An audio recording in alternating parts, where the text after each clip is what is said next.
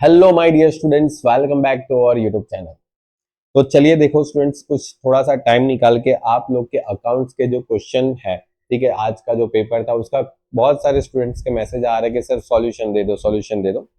तो देखो, जल्दी जल्दी में जितना हो पाया उतना मैं सॉल्यूशन आपको दे रहा हूँ। ओके, आई होप कि आपने ये जितने भी क्वेश्चन है वो सही किए होंगे।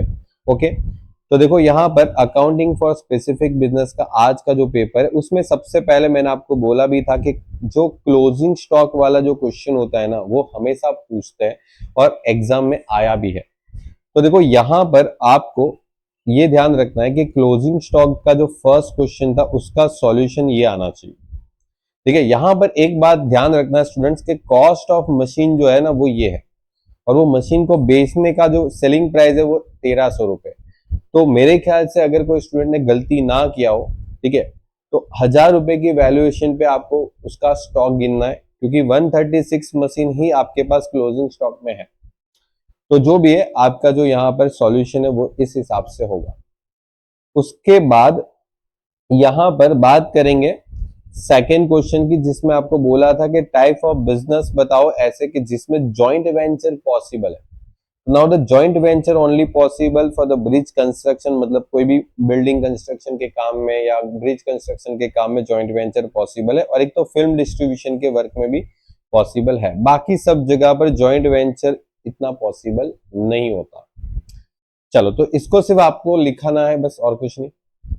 उसके बाद आपका जो नेक्स्ट क्वेश्चन है, ओके, तो उसमें आपको क्या फाइंड आउट करना था, तो यहां पर फाइंड आउट करना था इंटरेस्ट का अमाउंट फाइंड आउट करना था, ठीक है, हर एक इंस्टॉलमेंट में।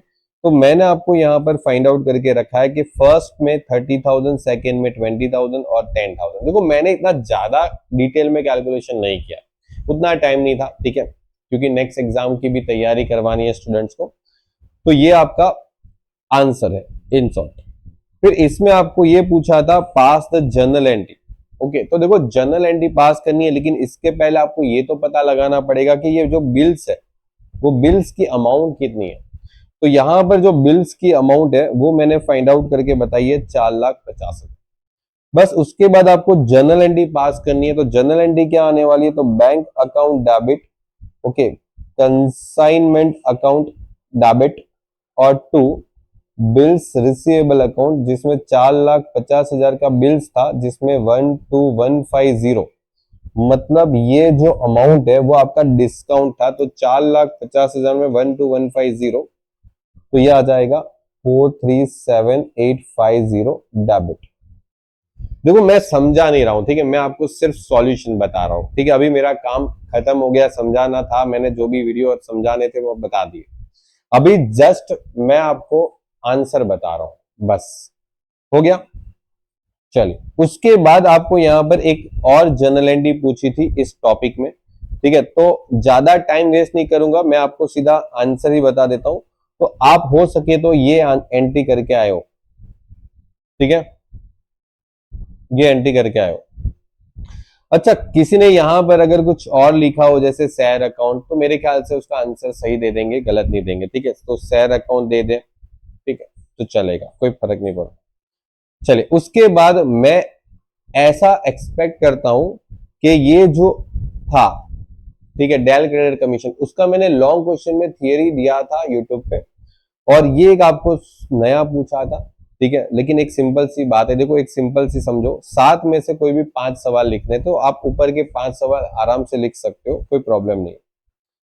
चलिए, उसके बाद अगर ये कंसाइनमेंट अकाउंट की बात करो, तो देखो ये सेम टू सेम बुक का क्वेश्चन पूछा है, कुछ भी नया नहीं किया, और ये क्वेश्चन ऑलरेडी हम लोगों ने करवा रखा था, ठीक है। इस क्वेश्चन में अगर आपको एक चीज बता दूं कि मेरे पास कुछ स्टूडेंट के मैसेज आए थे, बोले सर इसमें क्लोजिंग स्टॉक का क्या कीमत आएगा। तो क्लोजिंग स्टॉक यहाँ पर मैंने कैलकुलेट किया, तो वहां पर 2 लाख की वैल्यू आ रही है, ठीक है।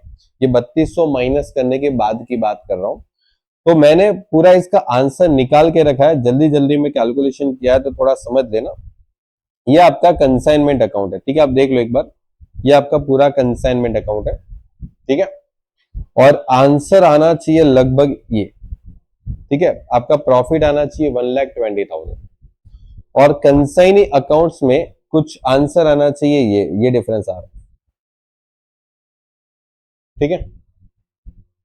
तो ये था आपका कंसाइनमेंट अकाउंट।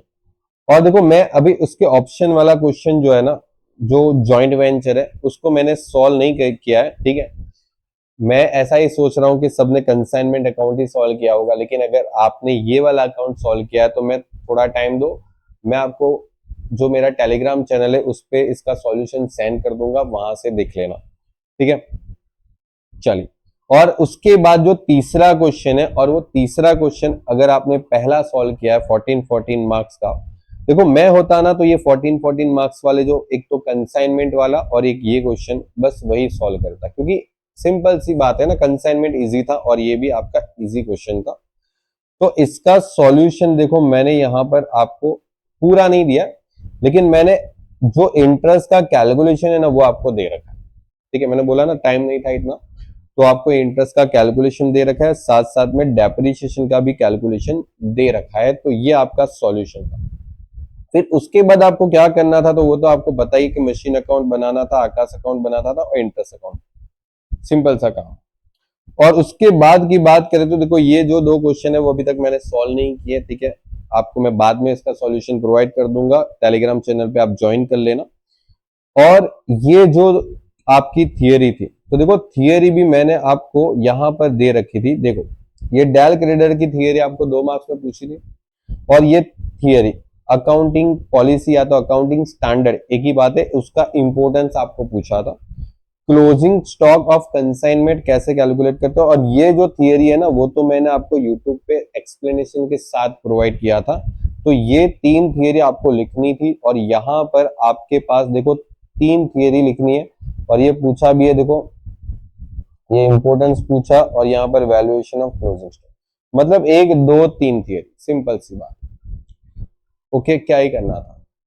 ओके, तो देखो इस तरीके से आपका पूरा पेपर था वो कम। ओके, चलिए इसके बाद देखो ऐसे भी कुछ स्टूडेंट है जिन्होंने हमारे ऑनलाइन कोर्सेज को सेम 1 और 2 में ज्वाइन नहीं किया था, या तो उनको लेट पता था या तो उनको पता ही नहीं था।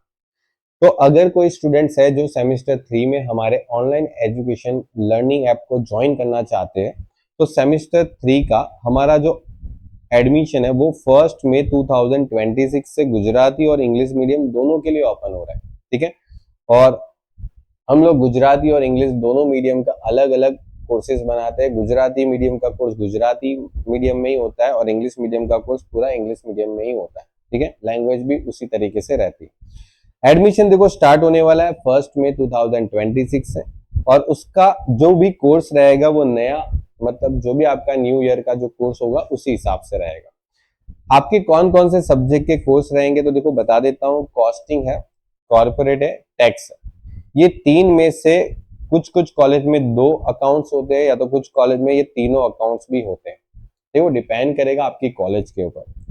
बात करेंगे टैक्स प्रोसीजर अकाउंट्स का, तो ये जो है ये अलग से सेपरेट टैक्स वाला सब्जेक्ट है, जो बहुत ही कम 1-2 कॉलेज में ही है। तो अगर ये किसी स्टूडेंट्स का है तो उसका भी कोर्स आपको अवेलेबल हो जाएगा। आप मेरे को मैसेज करना अगर ये कोर्स आपके पास अवेलेबल नहीं हो रहा है तो, ठीक है। मेरा व्हाट्सअप नंबर पे आप मेरे को मैसेज कर देना, मेरा व्हाट्सअप नंबर मैं आपको दे दूंगा। फिर स्टेट अगर है क्रेडिट 4, और अगर स्टेट अगर आपका है क्रेडिट 2, ये दोनों में से कोई एक स्टेट आपका होगा जो आपका सिलेक्शन होगा, उसके बाद आप अपना एडमिशन कंफर्म करना, ठीक है। तो ये आपके अकाउंट्स के सब्जेक्ट है, और देखो बहुत नॉमिनल सी फीस होती है हमारी, ठीक है। मैक्सिमम अगर मैं पर सब्जेक्ट की बात करूं तो 600 रुपए के आसपास फीस होती है, और उसमें भी अगर आप जितना जल्दी एडमिशन लेते हो तो आपको उसमें भी डिस्काउंट मिल जाता है। पर सब्जेक्ट की फीस आपको 600 रुपए, पूरे सेमेस्टर की बात कर रहा हूं, ना कि मंथली, ठीक है। पूरे सेमेस्टर की 6 महीने का सेमेस्टर होता है, और 6 महीने की फीस अगर 600 रुपए होती है तो पर सब्जेक्ट की पर मंथ की फीस हो जाती है 100 रुपए, ठीक है। तो जितना जल्दी ज्वाइन करोगे उतना आपके अकाउंट स्टेट के सब्जेक्ट आप आराम से फिनिश कर सकते हो, क्योंकि देखो इस बार जो एग्जाम होती है वो आपकी सेमेस्टर 3 की जल्दी आएगी, बिफोर द दिवाली, ठीक है। उसका भी टाइम टेबल जैसे यूनिवर्सिटी की तरफ से आएगा मैं आपको बता दूंगा, तो आपको प्रिपरेशन में इजी रहे। ओके, चलिए, तो wish you all the very best for your exam. मिलते हैं नेक्स्ट लेक्चर में।